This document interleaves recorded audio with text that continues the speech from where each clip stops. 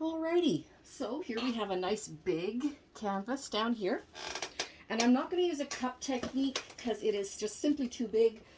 So I am simply going to pour onto the canvas the various colors that I want. And as you remember from the last video, I have a very special blue that I want to include. And I want to make sure that there's no, there we go, no extra little glick on there. So I'm going to add my variety of colors, and then I will tip it and see what happens. So here we go. So we're going to start out with a base around the edge. And around the edge, I'm just going to put some white. Okay, so this has already been mixed. I believe it is the right consistency. Yes, it is. And as you can see, it doesn't have to be super, there we go. It doesn't have to be super on point as to what the spacing of it. So now we're going to add some red. I'm just going to throw some on there. And this is just a different technique. So you don't get like spirals of color. You get strips of color and swirls and that sort of thing. And I really like the finished look.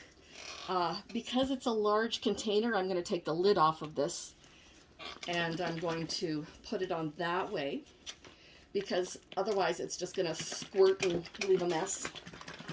So, okay, I'm going to put some around here, down there, maybe up in that area, a little over here. Oh, it's a beautiful mess, isn't it? Okay, and we're going to put some, it looks black, but it's actually the darkest navy blue I could find. Because black is nice, but true black and true white do not exist in nature. So I wanted to get something a bit more natural to the eye, I guess. And so we're going to scooch some of that over here. And as you can see, some of the navy blue is showing up as blue, which is kind of cool. Okay. And now, as with the other pours that I haven't shown you, I've got photos of, but I haven't shown you the pour itself, I'm just going to squish on a couple of different things. I'm going to actually use the small bottle and squish on some of this. And I'm going to use some sparkles just to see if it'll add anything to us. So here we go. We're going to do some sparkle squishing, and there we go. Woo! Design highlights. There we go. All right, those are going to make some amazing little lightning look lines. It's just going to be so cool. And a bit of sparkly blue just to give it some oomph.